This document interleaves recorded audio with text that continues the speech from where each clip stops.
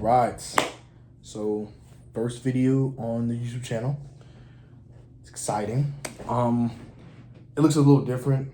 Actually, looks lopsided a little bit. I'm not gonna lie, but it looks a little different because I am recording this on my phone. Because of course I have to upload this to YouTube. You actually see a lot more. Of course, you can still see my two posters on my closet, but you see my one of my Star Wars posters, and you can see a couple comics I got up right there, and then part of this shelf right here. But anyways, I'm making this video today to talk about, my thoughts and some of my comments on the Fantastic Four movie. Now, I have been meaning to make this for a week now because I actually went on vacation, or not vacation. I went to a little summer camp this week that just passed. And so I said on one of my videos on Instagram that I was going to make a video about this when I get back. And so, yeah, to get started first, I've seen this movie 3 times now. I saw it the first time with one of my homeboys. We went to the premiere. I actually got a little keychain from it. Second time, actually I saw it twice in one day. The second time was because the homeboy I went to go see it with first, he had 2 free tickets to go see it at a Star Cinema in our area. So we were like, fuck it, let's go. And we went. We took some other friends with us, and then I saw it. I think the day after. I think I saw it 2 days after. I saw it with my mom and my sister, because me and my mom like Marvel movies and all of that. So yeah, so I've seen the movie 3 different times, and each time there's always something more I notice about the movie, like little hints and little details and Easter eggs all throughout the movie. And first and foremost, this visually and looks, this is the most Fantastic Four movie that is out there right now. You know what I'm saying? I guess besides minus the film, what was it, from the 90s that never got released, this is the most Fantastic Four movie ever. I mean, it just you can't get wrong with this movie. Say what you will about it, you don't like certain things about it, but visually, this is the most Fantastic Four movie I've ever seen. And of course, that's out there. And so I say that all to say, I think they did the right choice by going with the '60s route. I think that was the best way to lay out and give us a Fantastic Four movie.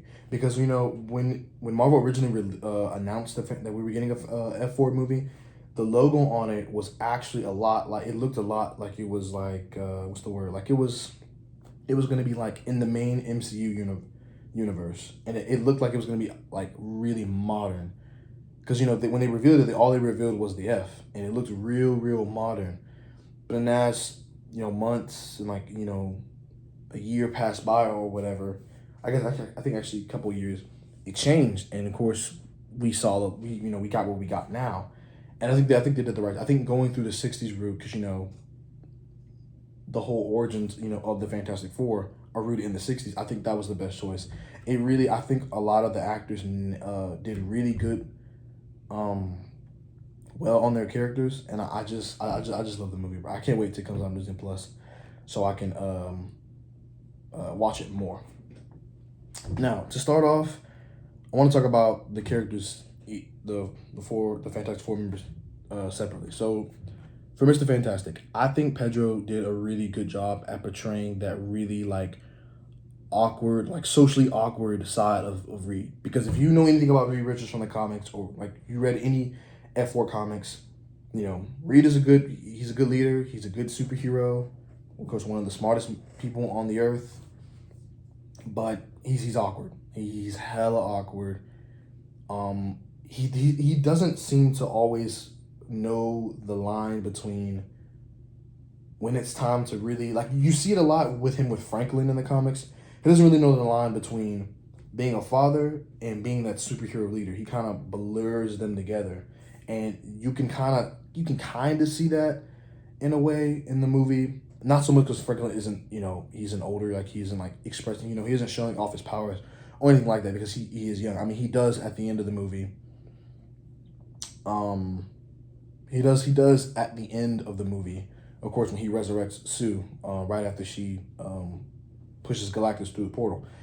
But in the movie before he's born, like literally in the beginning of the movie, when Sue comes out the restroom and she tells him that she's pregnant, he's all excited and everything, and he thinks about, he's like, we gotta prepare, for any cosmic anomalies or anything in the child. And that just goes to show you that, like, he's paranoid, and like I said, he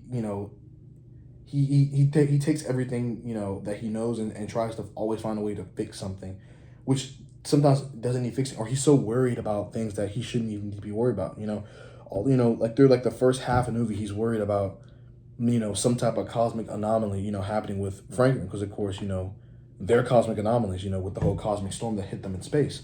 So I thought that was really good. I know a lot of people. I know a lot of people are tired of seeing Pedro in these movies, and I can agree somewhat. I can agree. Pedro's in a lot of them. He was in Mandalorian. He's in Last of Us. Now he's in F4. He's in Marvel now. So I can see. And it's funny because I remember the first time I ever seen Pedro in a movie was, or not in a movie, just in a project, was actually in Game of Thrones when he was, I forget his name, but I remember his character getting absolutely murdered by the Mountain. Like, he was demolished. If you know, you know. But I thought he was pretty good.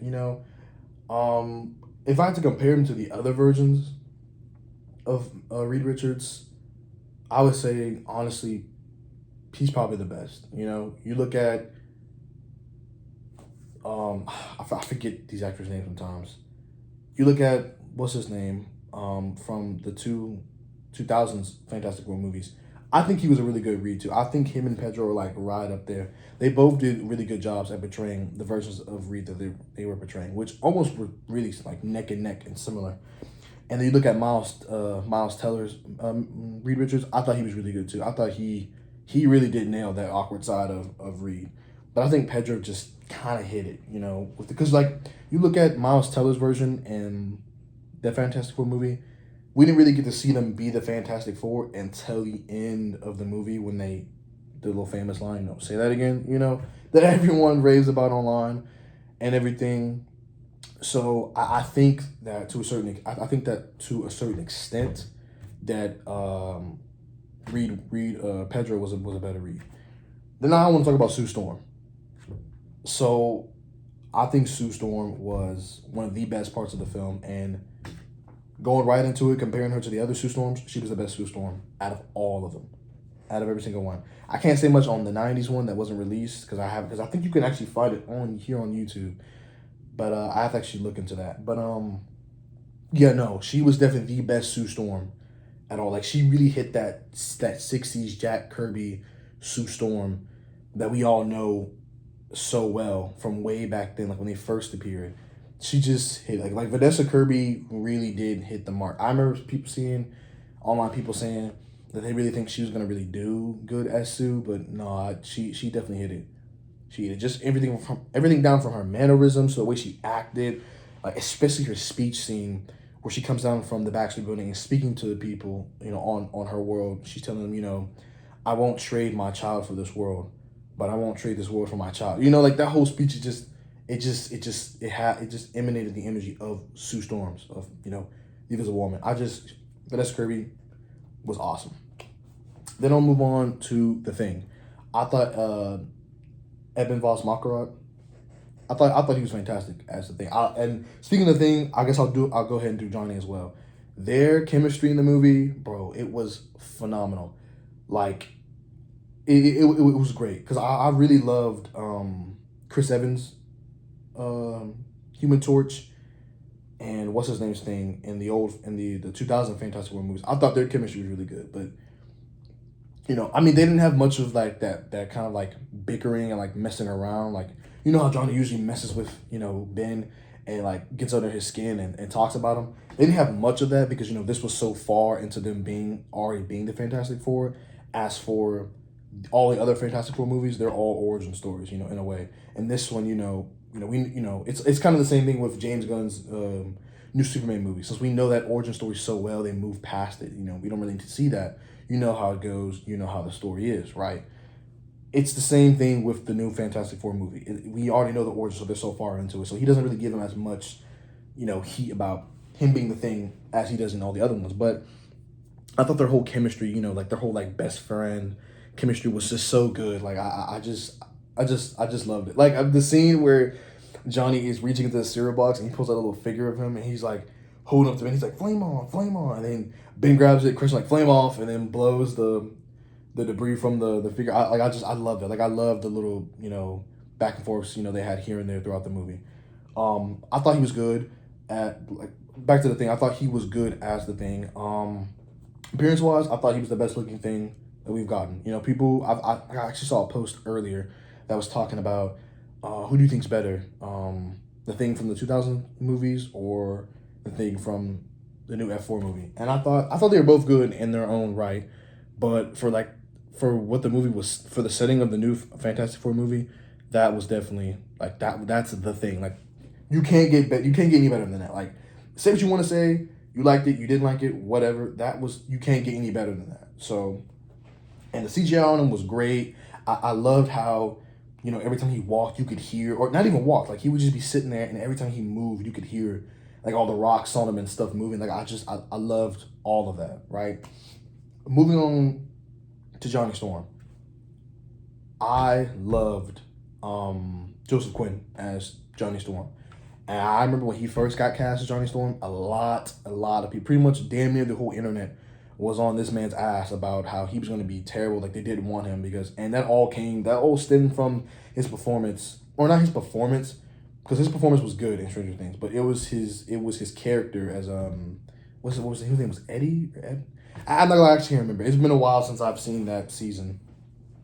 But as his character in Stranger Things, the whole Hellfire Club thing, and it's not only that they didn't like his character and the stuff he did, but it was also the people too who took a really good liking to his character, and they were so weird with like for the most part that's what happens to these characters. Like people don't like their characters, for whatever reason, but then people make it even worse when they associate themselves with these characters, and then they get online and start doing some weird stuff. Like I've seen some cringy ass videos of some of the stuff people do cosplaying as his character in Stranger Things. It's just like, this is why the character gets so much hate. I liked him. I thought he was pretty cool. But yeah, man, that's Johnny Storm, bro. He was Johnny Storm. I loved his character, his mannerisms, everything. Like they hit him on the head with the nail. For him as Johnny Storm, and I loved that they portrayed him as an actual smart character, because usually Johnny is portrayed as this dumb, hot-headed, nothing but I love females type character, which he is, here and there.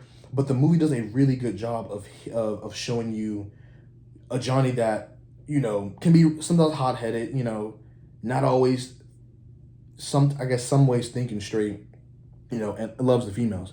But that scene where he figures out and he breaks down and deciphers the Surfer's language and uses it against her, and that scene when all the portals go down to transport Earth, that was a brilliant scene, and it really shows you how capable Johnny is, because Johnny is a really capable character in the comics. He's really smart. He's really capable. Of course, he's nowhere near as smart as Reed or anything like that, but he's a very capable character, and I wish that a lot of the other Fantastic Four movies would kind of show him like that. And and now that I think about it, I guess in a way one of them does. And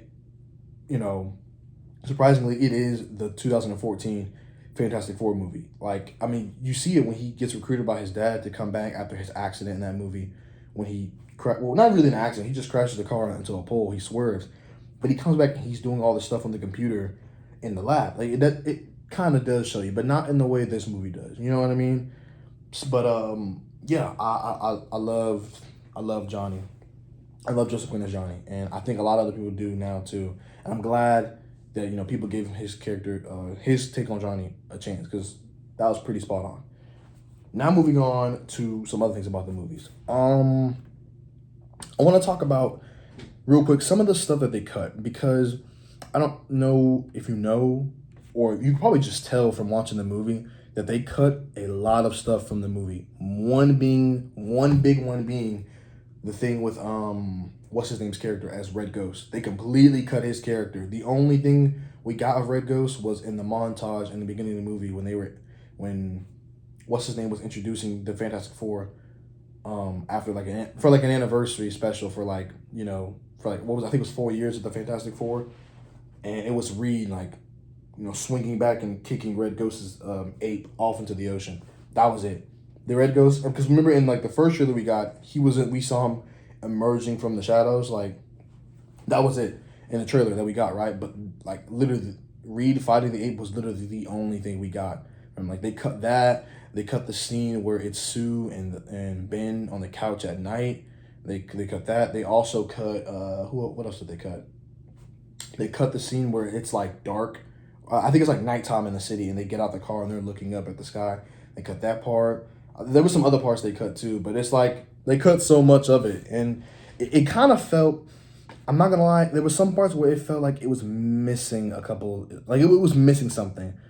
Like there were some scenes where I was like, dang, like I feel like there's something missing here, but I couldn't lay a finger on it. But that didn't really take me out of the movie toward the point I didn't enjoy it or I hated it or anything. I just felt like they didn't have to cut everything out. I remember even seeing too. I think maybe yesterday or maybe it was earlier today. No, it was definitely yesterday. It was a post talking about how like a lot of the stuff they cut was like actually really good. They just cut it. I actually don't even know why they cut it. And I'd have to read back into it, all of that. But it is kind of sad they cut what's his name's Red Ghost character. I would actually really love to see him as Red Ghost. And, he's a phenomenal actor. Of course, even though I can't remember his name, he is a phenomenal actor. So that does suck. They cut a lot of that from the movie. Speaking about stuff with the movie, the pacing I thought was pretty good. I actually thought it was one of the best pacings for a Marvel movie. I wouldn't say in a hot minute, but like, for what we got, especially from Phase 5 and just since a lot of other past Marvel movies, I thought they gave us a montage. They show you some of the family life of the Fantastic Four. Of course, in the beginning we get the whole thing with them being pregnant, and then even too in the beginning, like where they show you the destination of the Earth. Remember, they just they give you the pan of New York City, kind of with the Baxter Building, and of course pops up Earth 828. They don't gotta really get into anything like that, right? They just show you, boom, there it is. You got it. You know where you are, and they carry on with the movie. Then they get into the whole act with Silver Surfer coming down, warning them about Galactus, getting the ship ready, sending it up. All of that, like I think all that pacing was really, really good. Like I felt like the little bits that they didn't spend time on the movie didn't feel like it was like overtaking the movie or was slowing it down. It was like how long is this scene gonna go on? You know what I mean? And it's kind of the same thing back again with James Gunn's new Superman movie, with with the talk that him and Lois had in the movie. James actually said that he was this close to taking out the movie because he felt that people weren't going to be able to sit through it, which I love that scene in the movie. I thought that was one of the best scenes in that movie. It really showed you that human side to Superman that, that he really is, that it really isn't some god, like, even though he is like power-wise almost godlike, but that's not how his character is. He's a very human character. But that's enough about Superman. I still need to do a Superman post anyways, but we'll probably get that done maybe tomorrow. Not really sure. But back to what I was saying about the F4. Yeah, so I thought, the pacing, everything in the movie with everything that was going on, which wasn't much really, I thought it was pretty good. You know what I'm saying? While we are speaking about Silver Surfer, about her character, I thought she was phenomenal. I actually loved her a hell of a lot more than I thought I was going to. Because I actually came in thinking, I wasn't one of the people, before the movie came out, because, when it first got announced that, Silver Surfer is going to be a female, they had people thinking like they were going to just take Norrin Rad Silver Surfer and just change him into a female. And that's what I thought too, because some of the ways some of these websites and like posts on Instagram and all over the place were like giving it to you, they were like, damn, like they're going to just take Norrin Rad and change him into a female, and I could just understand why people were upset about that. But then it came out that no, that she was going to be portraying Shia LaBeouf, which of course is Silver Surfer's, Norrin Rad's lover in the comics. And, I expected, of course, I expected to like her because, it's the Silver Surfer. Like, who doesn't love Silver Surfer, right? But, oh my God, like, I love the way they portrayed her in the movie. Like, it was just phenomenal. Like, some of her best scenes was, one of them was when they were escaping when they started to attack Galactus and they were escaping his world ship. When she comes down and she's surfing on the lava, chef's kiss. I thought that was one of the best scenes for her in the movie. And the same thing when they were at the neutron star, when they just escaped and she was surfing on all the clouds and dust from the neutron star. Like, it just perfect utilization of the character. I just loved it. She didn't feel underutilized or anything. I mean, you know what I'm saying? I mean, she felt like it almost felt kind of the same way from the Silver Surfer movie, from the Rise of the Silver Surfer. You know what I'm saying? You know, people get mad when you compare those two, but I thought they both were really good. I loved it, you know? And speaking of, you know, Norrin Radd, like we were just a few minutes ago, they actually give her the same origin as Norrin Radd. The whole, you know, Galactus comes to his world of Zenla, you know, is about to devour it, but then, of course, Norrin makes a deal with Galactus that if I become your herald and help you search for worlds for you to consume, then you spare my world, of course. And that's what ends up happening, you know what I mean? Because I'm pretty sure in the comics it's different, that she actually becomes the Silver Surfer after Norrin Radd, and I actually can't remember why. No, I could be wrong. They actually could be the same origin. I'm not really sure. I'm like 99% sure it was for another reason. But hey, you know, I could be wrong. Don't quote me on that. But yeah, I thought she was really good. I thought she was really good. The girl who played Silver Surfer, I remember seeing her first in Ozark because I watched that show with my mom. Yeah, I thought she was phenomenal. I thought she was very good as Silver Surfer, and I actually want her to come back as Silver Surfer. I thought she was really good, and they nailed her look too. With the CGI on her was really good. I know some people complained when they gave her pupils. Actually, no, people complained because they didn't give her pupils. I remember seeing that when we first saw her in one of the trailers, that people complained because she didn't have pupils, and then they gave it to her. Then people still complained that she with her having pupils. So it's like, you know, comic book fans are such brats. It's actually insane. But that's a whole thing for another time. Now to Galactus. Of course, the biggest thing with Galactus was getting to see him as actual Galactus, you know, not some giant cloud, or some people have theorized that Galactus is actually in the cloud and the cloud is like a mask or whatever. Because, you know, we see in the Rise of the Silver Surfer movie, when Silver Surfer goes into the cloud, which is Galactus, you see the outline image of him, you know, in the cloud, which is a really cool nod to his, you know, what he looks like in the comics. But man, did he look phenomenal. I don't keep using that word, but I mean, it's like the visuals in this movie were phenomenal. They were fantastic. They were fantastic. Galactus looked so good. I can't even, like, oh my god, dude. I loved seeing him. And it actually surprised me too how quickly we got to see him in the movie too. You know, when they go to when they go into space and they follow the cosmic trail, the Silver Surfer to the world ship. She comes in, you're like, you know, Galactus will see you. She's like, you should have not come. And they go through, and she's like, you know, Galactus will see you. You know, or like, you stand before the Devourer of Worlds, and he sits there. You can hear some of the shifting in the background, and then, you know, his lie, you know, they open up, and they, you know, the cosmic energy lights up in his eyes. And I remember the first time I seen it, because the premiere I went to go see with my homeboy, it was an IMAX, and I kid you not, we were in the theater. And in the scene where they first see Galactus and he breathes, the entire theater shook. Like, I kid you not. The literal theater shook. And I was like, damn, like, this is what IMAX was for, you know what I'm saying? And like, oh my god, his voice was like, it was amazing. It was in IMAX, it was something. Every time he would speak, the theater would shake a little bit, you know, it would like kind of rumble, and my seat would kind of move, and it was great. It was great. I keep forgetting everyone's name because I'm talking and I'm like, you know, saying stuff, so I'm not remembering everything, you know, that I want to remember. But man, you know what I'm talking about. He did another chef's kiss. Phenomenal job, fantastic job as Galactus. His voice was just awesome. It had that deep chill that literally put a chill down your spine. You know, it made you feel like, you know, oh shit, like this dude's no one, you know, to mess with, right?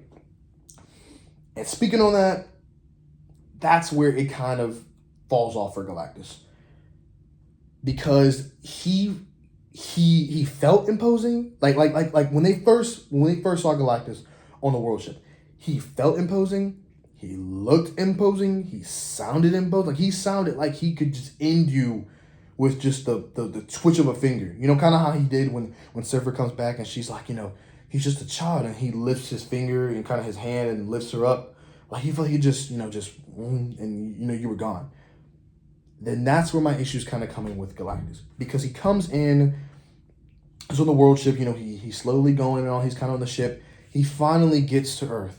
He comes down on his chair, hops down in the ocean, boom, the camera kind of shook from that. But boom, comes down, all the water rushes in through the city, like almost like kind of like like a flood. He comes in, gets up on the building, he turns, looks at the Statue of Liberty. I actually thought he was going to like strike it and like destroy the Statue of Liberty. But he just comes through and he walks around. It's like he's taking a stroll through the park, He comes through and, he's kind of just walking and, he's using, his power to, search and find, Franklin in the city. And he finds him, of course, he goes to them, tries to get him, of course. They distract him. He takes, they come back, take Franklin, bring him to the Baxter building, replace him with a decoy. He knows the decoy. He stops. And this is one of my favorite scenes of him, where he stops, puts his foot down, and he looks around, scans again, and signs like he's in the building. And he looks, and he turns back to him. He's like, he tells him, like, and he talks to him. He's like, in his old deep voice, clever little bugs. And then he walks away. I was like, damn, like, this dude Galactus, this dude is something else. But I wish, more than just the way he spoke and his mannerism, I wish they would have showed that in his power. But then you got to stop and think about it too. This is a movie. You know what I mean? This isn't a comic book. Like, it's a comic book movie, but it isn't a comic book itself. And even in comic books, they can't really do this. Galactus being as powerful as he is, they cannot just have him walk in and just, take the Fantastic Four, throw them halfway across the earth or something like that, or submerge them in the sea, take Franklin and leave. You know what I mean? They can't just do that, or, boom, movie's over. The movie would be like 3 minutes long, or whatever. Like, they can't put someone like Galactus in a movie and have him do all those things. They have to kind of, I hate to say nerf, because I wouldn't say they nerfed him, because it wasn't like he was fighting and like he was losing or whatever. Because there were scenes where he was just like the scene where he's walking and like Ben throws the gas truck and then Johnny lights it on fire. He's just walking. He's just walking. And of course, because what is normal fire gonna do to a being like Galactus, right? You know what I mean? Or I guess you can kind of say the scene where he's walking and Sue puts her her force what do you call it? Her kind of force field energy on him, and she's like grabbing his arm. He kind of just yanks it off. You know what I mean? But like they really couldn't. They really had to be careful with the way they showcase his power and the way he kind of fought back against the Fantastic Four, because if they actually had him fighting against them, it'd be over. Like, it'd be no saving Franklin. And on top of that, just for them defying him the way they did, or not defying him, but like trying to fight him the way they did, he probably would have took Franklin and on top of it destroyed their universe or their world. So they couldn't show him the way that they could have or they wanted to. So I get that part. And I feel like a lot of people are going to talk about this part too, where he finally does have Franklin and he's walking, and Sue pushes him with her force fields into the portal. Now I know people are going to rant on that and be like, oh my God, here they go taking another, all powerful character and have him defeated by, some bullshit ass, reason in the movie, And I can understand where people are coming from with that, but you got to look at it too. You gotta look at it this way. When Sue was pushing Galactus back, with her force field energy, and he was grabbing onto the building, trying to hold it back. Mind you, she died in the movie from doing that. You know what I'm saying? Like, she died. She pushed him back. She pushed him in.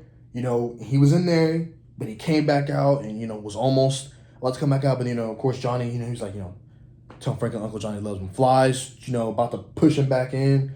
But of course, Surfer, Shia LaBeouf comes out and, kicks him out the way or really rams him out the way with her board and flies through and hits Galactus, and, they fly to the edges, of the universe, right? But like pushing him back into the void, that literally killed her. That's how much it took out of her. So I feel like you could rant and rave all you want about how, oh my God, they defeated Galactus. Susan defeated Galactus by pushing him with some force fields. Yeah, she did, but I mean, in the event, it literally killed her. So it just goes to show you how powerful Galactus is. You know what I'm saying? So I feel like I guess it's both sides of the coin. But then again, like I said before, you can't really have someone like Galactus in a movie and expect him to just be going around completely just wrecking everybody, because in the movie just wouldn't be a good movie. It'd be over in, like I said, less than 3 minutes. But I honestly did kind of feel like though that the final confrontation with Galactus was a little bit underwhelming. If I got anything to say about it. Like I wish she would have, like, I know his main goal was really to just get Franklin and have him take over as his heir, as a new Galactus, I guess you could say, because he was tired of this insatiable hunger for all these thousands or really billions and billions of years. You know what I mean? But I feel like he would have did. I wish he would have did more, like destroying. You know what I mean? So I don't know. I just kind of feel like it was a little bit underwhelming. Like there wasn't much that happened because he really did just walk through the city and that was it. But overall, I thought Galactus was really well, and I hope they bring him back, mainly for Secret Wars or Doomsday, but like hopefully for Secret Wars. Like, man, like Galactus was done well. He looked so well. Like I can't even get over it. Then I want to talk about the mid credit scene. The post credit scene was just like a little clip of like the little cartoon show that exists in the universe of the F4. It was cute. I liked it, but nothing really to talk about there. But the mid credit scene, that's something to talk about now. So we start with the mid credit scene, all the little like artwork of the movie and all that passes through. We start off Sue sitting down in the back of the building, reading to Franklin one of his stories, one of his little stories he likes, right? She gets up, goes to find him a book that he likes. She's like, Herbie, where's that book that he really likes? And he's like, oh no, I'm going for something a little bit more fun today. And as she's walking back, everything stops, and then it gets kind of eerie, and the music plays, and she can tell she senses something, and she stops and she, gets her hand ready with her force field energy, and the camera pans over the like little fireplace or whatever is in the middle of the living room where Franklin is, and it pans over and it's blurry a little bit, and then it clears up, and you see Franklin reaching up into somebody's face, and they're wearing a green cloak, and they're holding in their hand a silver mask, and then you realize oh shit, that's Doctor Doom.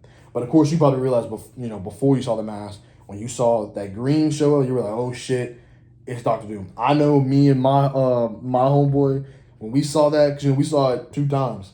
When we saw it the first time, we looked at each other and I literally looked at him and was like, dude, it's fucking Doctor Doom. Because I already knew they were going to, of course, show him off, because RDJ's Doom comes from their universe, right? And they don't actually mention him in the movie.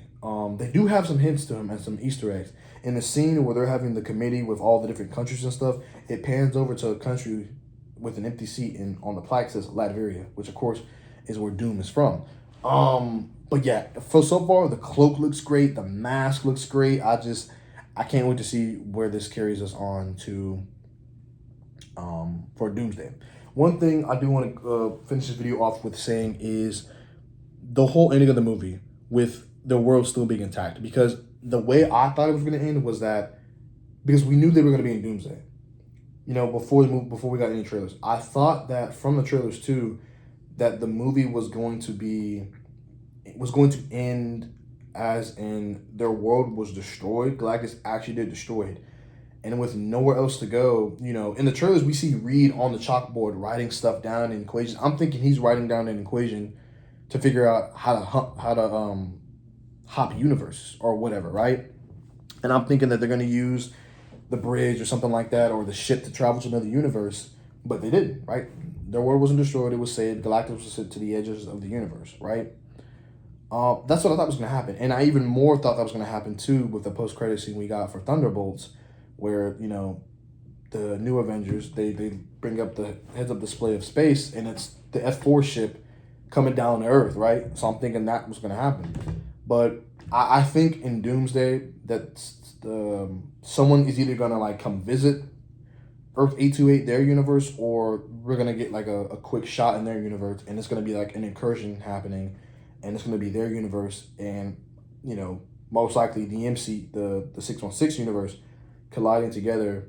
And what basically happens is, of course, the 616 universe is still there, but the 828 universe gets destroyed, and so they end up hopping over with their ship, right? I mean, that's what I think is going to happen, but, you know, who knows? But overall, those are my thoughts and my thoughts and comments about the movie. Seems like this video is going to be 35 minutes long, almost 40. So I'm not sure who's going to really watch this or anything, but I am going to make a follow-up video on my Instagram, and just let people know that I did post my first video on YouTube.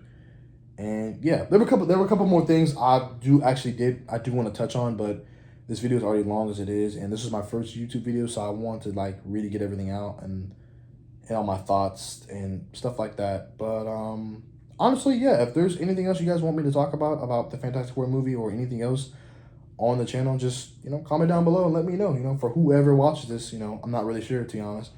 But yeah, I made the channel for this purpose, for longer videos to discuss and talk about things that I want to talk about that, you know, that I would have time for on the Instagram, but I'm trying to now keep the Instagram, you know, the videos short, and, you know, just give you guys or whoever watches this something to, you know, kind of just watch and you go on about your day. But if you want to like some longer videos, they'll be here on the YouTube. So yeah, thanks for watching, and hope to see whoever watches this again on the next one.